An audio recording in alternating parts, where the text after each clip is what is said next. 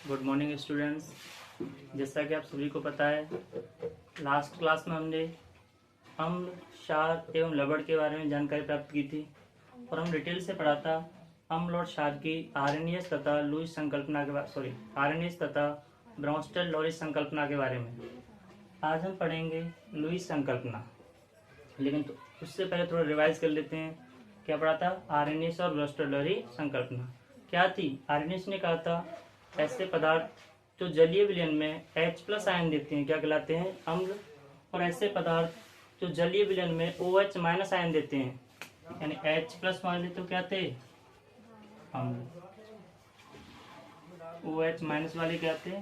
क्षार। ये किसकी संकल्पना थी? आर्हेनियस की। इसी प्रकार से दूसरी संकल्पना दी ब्राउनस्टेड लॉरी ने। संकल्पना क्या थी? आधार वही हाइड्रोजन था, लेकिन क्या कहें इसको? प्रोटॉन। यानी वे पदार्थ जो प्रोटॉन दाता का कार्य करते हैं क्या कहलाते हैं? अम्ल। और वे पदार्थ जो प्रोटॉन ग्राही का कार्य करते हैं क्या कहलाते हैं? क्षार। अर्थात प्रोटॉन देने वाले अम्ल और प्रोटॉन ग्रहण करने वाले क्षार। अभी देखते हैं हम लुईस संकल्पना। तो देखिए, लुईस संकल्पना को समझने से पहले हमें यह आना चाहिए कि लुईस संकल्पना दी क्यों गई थी। तो इसका कारण था कि जो आर्हेनियस तथा ब्राउनस्टेड लॉरेंज ने बताया वो आधार था हाइड्रोजन परमाणु, लेकिन कुछ ऐसे यौगिक भी होते हैं जिनमें हाइड्रोजन परमाणु अनुपस्थित होता है। तो ऐसे तत्वों का पता लगाने के लिए कि ये अम्ल है या क्षार है, बिना हाइड्रोजन परमाणु वाले यौगिकों की अम्लीयता या क्षारीयता का पता करने के लिए लुईस ने अपनी संकल्पना दी, जिसका नाम दिया गया लुईस संकल्पना। इनका तो जो आधार था वो था अयुग्मित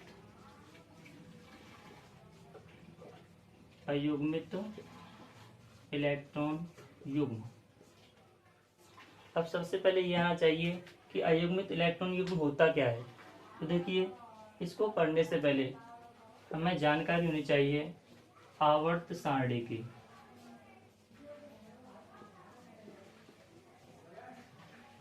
आपने 9th क्लास में पढ़ा होगा, आवर्त सारणी में कुल 118 तत्व होते हैं, जिन्हें उनके परमाणु क्रमांक के बढ़ते हुए क्रम में रखा गया है। कौन से क्रम में? परमाणु क्रमांक के बढ़ते हुए क्रम में। अब देखो, हम बात करें अयुग्मित इलेक्ट्रॉन युग्म की, तो जो परमाणु क्रमांक स्टार्ट होता है वो कहाँ चलता है? 1 से लेकर 118 तक। जितना भी तत्व का क्या होता है? परमाणु क्रमांक, या किसी परमाणु का जितना क्रमांक होता है उतने ही उसमें क्या होते हैं? इलेक्ट्रॉन। जैसे मान लो ये क्या है? नाइट्रोजन। इसका परमाणु क्रमांक होता है 7। तो इसका मतलब है इसमें इलेक्ट्रॉन कितने हैं? 7। होते प्रोटॉन भी 7 है, लेकिन अभी हम बात कर रहे हैं इलेक्ट्रॉन के बारे में। मान लो कार्बन, परमाणु क्रमांक कितना है? 6। तो इलेक्ट्रॉन भी कितने होंगे? 6। यानी कि इससे स्पष्ट है कि जिस परमाणु का जितना परमाणु क्रमांक है उसमें उतने ही क्या होते हैं? इलेक्ट्रॉन होते हैं। तो देखो, इसी से निकालेंगे हम क्या? अयुग्मित इलेक्ट्रॉन युग्म। सॉरी, देखिए सामने, मैं इसको मिटा देता हूँ। लेकिन अयुग्मित इलेक्ट्रॉन निकालने से पहले हमें जानकारी होनी चाहिए इलेक्ट्रॉनीय विन्यास के बारे में।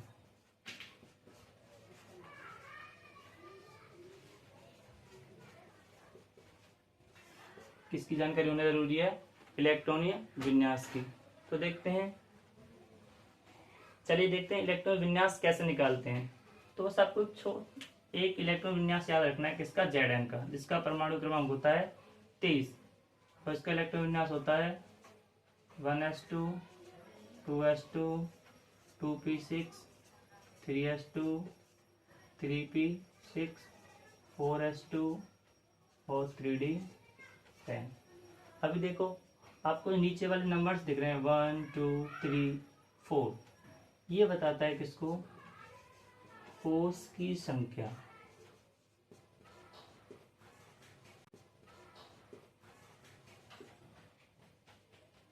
नीचे वाला नंबर 1 2 3 एंड 4, ये क्या है? कोष की संख्या।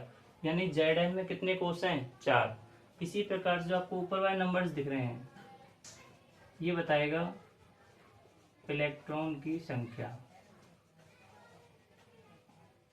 मैंने आपको बताया था कि जिस परमाणु का क्रमांक जितना होता है उतने उसमें क्या होते हैं? इलेक्ट्रॉन। तो इसका क्रमांक कितना है? 30। इलेक्ट्रॉन गिनते हैं, 2 और 2 4, 4 और 6 10, 2 12 और 6 18 और 2 20 और 10 30। यानी मतलब क्या है? जितना परमाणु क्रमांक उतने उसमें क्या होते हैं? इलेक्ट्रॉन। अब देखिए बस आपको ये याद रखना है Zn का। अगर आपने Zn का याद कर लिया तुम किसी भी तत्व का किसी भी परमाणु का क्या निकाल सकते हैं? इलेक्ट्रॉन विन्यास। क्योंकि आपके मैक्सिमम 30 तक ही आते हैं, होते 118 हैं। ये आगे 11th और 12th स्टैंडर्ड पर काम आएंगे, लेकिन फिलहाल आपको कितने याद रखने के बाद? 30। अभी देखो आपको जो दिख रहा है यहाँ पर S P और ये D, ये क्या होते हैं? ये होते हैं उपकोष। क्या होते हैं? उपकोष। कौन कौन से उपकोष हैं? S P और D। एक इस F उपकोष में 2 कक्षक होते हैं।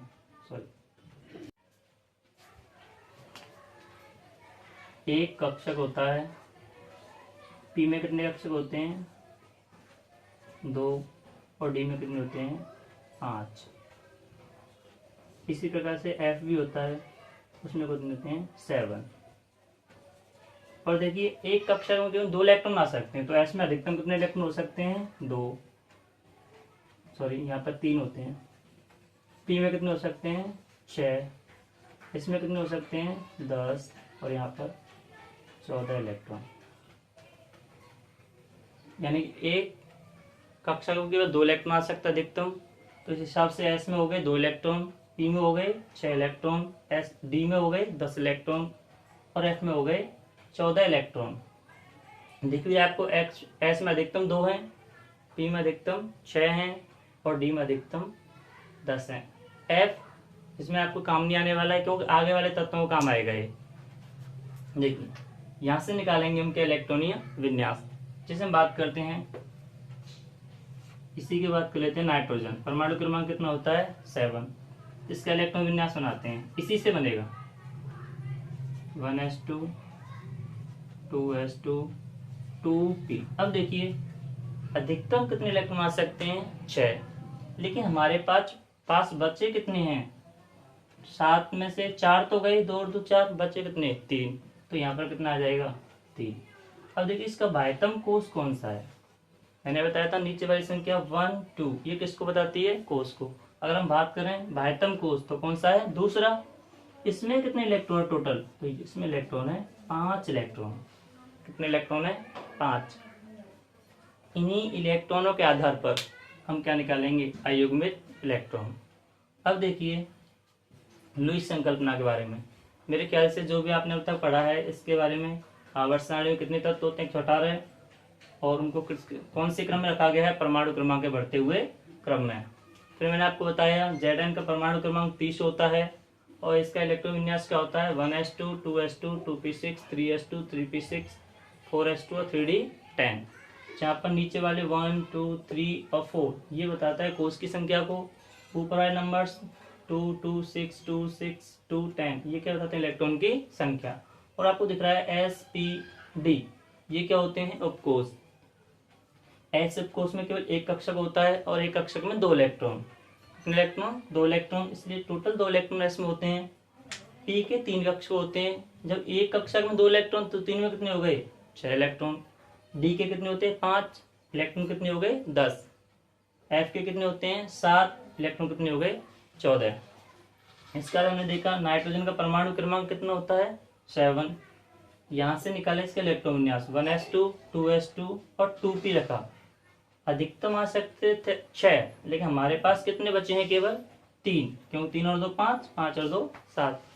ये इसका क्या है? बाह्यतम कोष। तो बाह्यतम कोष में कितने इलेक्ट्रॉन? केवल 5 इलेक्ट्रॉन। अगर आपको इतना समझ में आ गया तो लुईस संकल्पना बहुत ही सिंपल है। आई होप आपको इतना समझ में आया होगा। चलो अब देखते हैं लुईस संकल्पना के बारे में। देखो बात करते हैं हम जिस प्रकार से आर्रेनियस और ब्रोंस्टल ने अम्ल और क्षार के बारे में बताया था, उसी प्रकार से लुईस ने भी किसके बारे में बताया, अम्ल और क्षार के बारे में। क्या कहा, ऐसे पदार्थ जो जिन पर इलेक्ट्रॉन युग्म की क्या होती है, कमी, यानी जो इलेक्ट्रॉन युग्म का क्या कर सकते हैं, ग्रहण कर सकते हैं, या जो इलेक्ट्रॉन युग्म ग्राही का कार्य करते हैं। ऐसे पदार्थ जिन पर इलेक्ट्रॉन युग्म की कमी होती है और जो इलेक्ट्रॉन ग्राही का कार्य करते हैं, क्या कहलाते हैं, अम्ल। इसका उल्टा क्या हो जाएगा, क्षार क्या होंगे, इलेक्ट्रॉन युग्म की अधिकता। यानी ऐसे पदार्थ जिन पर इलेक्ट्रॉन युग्म की अधिकता होती है और वो इलेक्ट्रॉन युग्म दाता का कार्य करते हैं, यानी ग्रहण करने वाला अम्ल और देने वाला क्षार। अम्ल पर क्या होती है, इलेक्ट्रॉन युग्म की कमी होती है, और क्षार पर क्या होता है, इलेक्ट्रॉन युग्म की अधिकता। सामने जो ब्लैक बोर्ड पर लिखा हुआ है, आपको इसके नोट्स तैयार करने हैं, क्योंकि नोट्स बनाने के बाद ही आपको समझ में आएगा इसके बारे में। तो फिलहाल मैं इसको मिटा देता हूँ।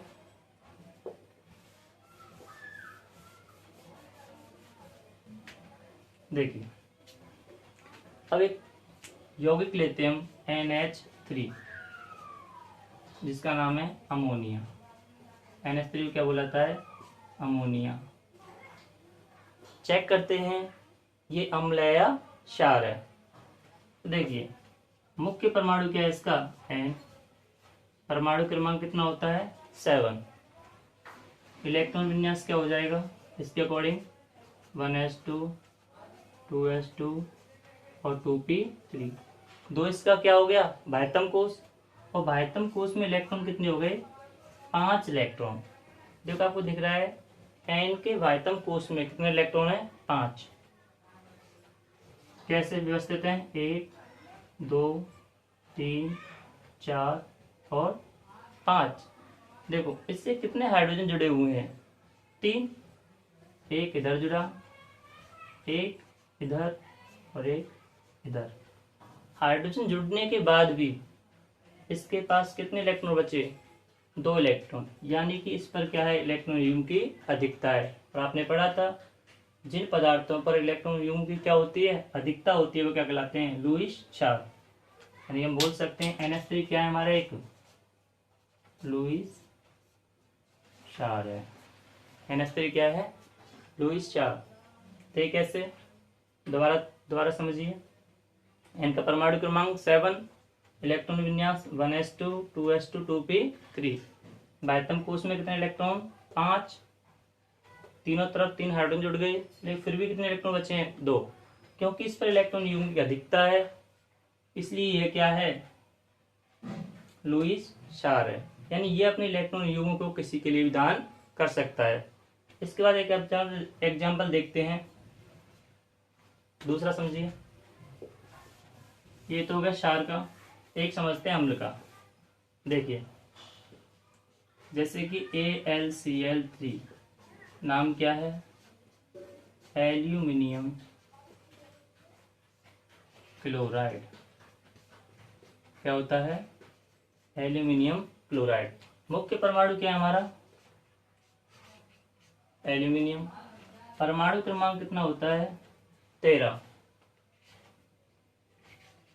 चलो रखते हैं 1s2 2s2 2p6 3s2 3p। अब देखिए हमारे पास टोटल इलेक्ट्रॉन कितने हैं, 13। भर कितने चुके हैं हम, 2 और 2 4, 4 और 6 10, 10 और 2 12, बचा कितना, 1। हमें पता है इसमें मैक्सिमम 6 आ सकते हैं, लेकिन हमारे पास कितना बचा है, केवल 1। तो हमने इसमें क्या भर दिया, 1। अब देखिए इसका बाह्यतम कोष कौन सा है, तीसरा वाला कोष, और इसमें कितने इलेक्ट्रॉन है, इसमें केवल इलेक्ट्रॉन है 3। यानी कह सकते हैं एल्यूमिनियम के बाह्यतम कोष में कितने इलेक्ट्रॉन है, केवल 3। देखिए कैसे, 1 2 और 3। इससे Cl भी कितने जुड़े हुए हैं, 3। एक इस तरफ, एक इस तरफ और एक इस तरफ, तीनों साइड में एक एक क्लोराइड जुड़ा हुआ है। देखिए क्या कोई इलेक्ट्रॉन बचा, सामने दिखाई दे रहा है, क्योंकि 3 थे और तीनों ने क्या बना लिए, बंद बना लिए, अर्थात इसके पास कोई भी इलेक्ट्रॉन युग्म नहीं बचा है। यानी इस पर इलेक्ट्रॉन युग्म की क्या है, कमी। और आपने पढ़ा था ऐसे पदार्थ जिन पर इलेक्ट्रॉन युग्म की क्या होती है, कमी होती है, क्या कहलाते हैं, लुईस अम्ल। यानी हम कह सकते हैं AlCl3 क्या है, एक लुईस अम्ल, क्योंकि इलेक्ट्रॉन युग्म की कमी है इस पर, और ये इलेक्ट्रॉन युग्म क्या कर सकता है, ग्रहण कर सकता है। ये तो हुई आपकी परिभाषा और कुछ एग्जाम्पल। अब आगे देखिए और कौन कौन से एग्जाम्पल्स होते हैं लुईस अम्ल के और लुईस क्षार के।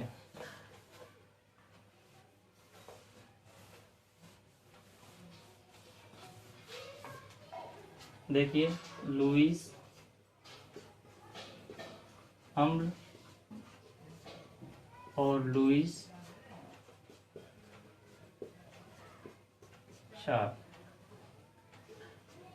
पहला तो आपको बताइए, अभी एग्जाम्पल लिखे थे हमने AlCl3, इसके अलावा क्या होता है BF3, ऐसे यहाँ पर क्या होता है NH3, क्योंकि इस पर क्या है, इलेक्ट्रॉन युग्म की अधिकता है। इसके अलावा जितने भी धनायन होते हैं जैसे कि Na+, Mg2+, Al3+, वो सभी क्या होते हैं, लुईस अम्ल। इसका उल्टा क्या हो जाएगा, जितने भी ऋणायन होते हैं, ऋणायन कैसे, जैसे कि Cl-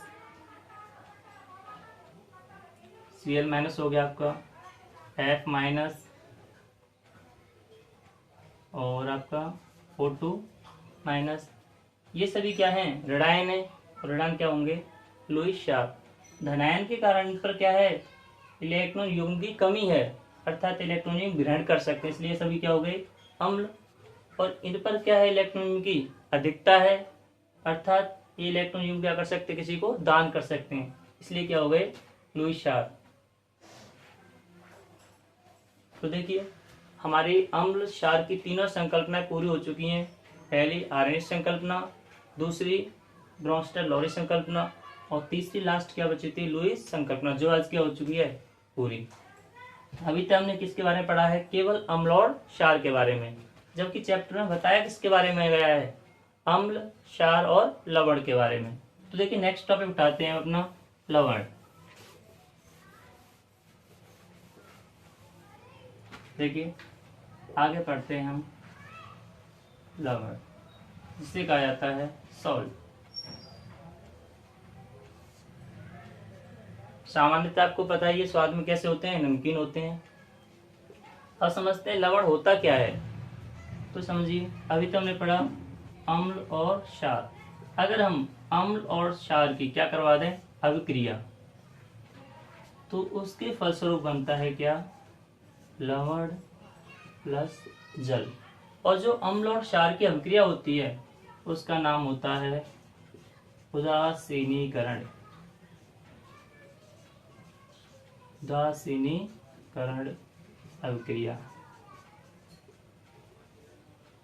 ये अभिक्रिया क्या होती है, इस अभिक्रिया में अम्ल और क्षार आपस में अभिक्रिया करके अपने गुणों को खो देते हैं और एक नया पदार्थ लवण का निर्माण करते हैं, एवं साथ में क्या बनता है, जल। तो हम कह सकते हैं अम्ल और क्षार की उदासीनीकरण अभिक्रिया के फलस्वरूप, अम्ल और क्षार की उदासीनीकरण अभिक्रिया के फलस्वरूप लवण एवं जल का निर्माण होता है।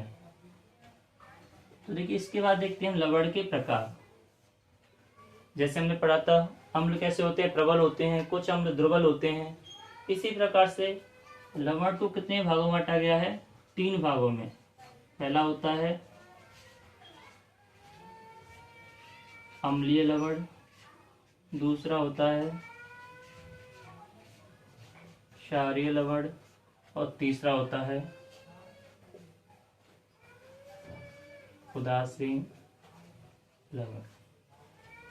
देखो सामने लवण को 3 भागों में बांटा गया है, अम्लीय लवण, क्षारीय लवण और उदासीन लवण। इनके नाम से ही इनकी डेफिनेशन बनाई जा सकती है।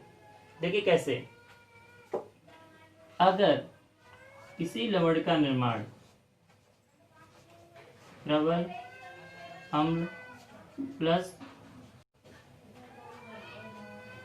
अगर किसी लवण का निर्माण प्रबल अम्ल और दुर्बल क्षार की अभिक्रिया के फलस्वरूप होता है तो बनने वाला लवण कैसा होगा? अम्लीय लवण। इसी प्रकार से अगर किसी लवण का निर्माण प्रबल क्षार एवं दुर्बल अम्ल की अभिक्रिया के फलस्वरूप होता है तो बनने वाला लवण क्या होगा? क्षारीय लवण। और अगला बच्चा, अगर किसी लवण का निर्माण प्रबल अम्ल की अभिक्रिया प्रबल क्षार से कराने पर होता है तो क्या बनता है? उदासीन लवण। यानी अगर प्रबल अम्ल है तो लवण कौन सा होगा? अम्लीय। प्रबल क्षार है तो लवण कौन सा होगा? क्षारीय। अगर दोनों ही प्रबल हैं, अम्ल भी और क्षार भी, तो बनने वाला लवण क्या होगा? उदासीन लवण। चलो तीनों के एक एग्जाम्पल समझ लेते हैं।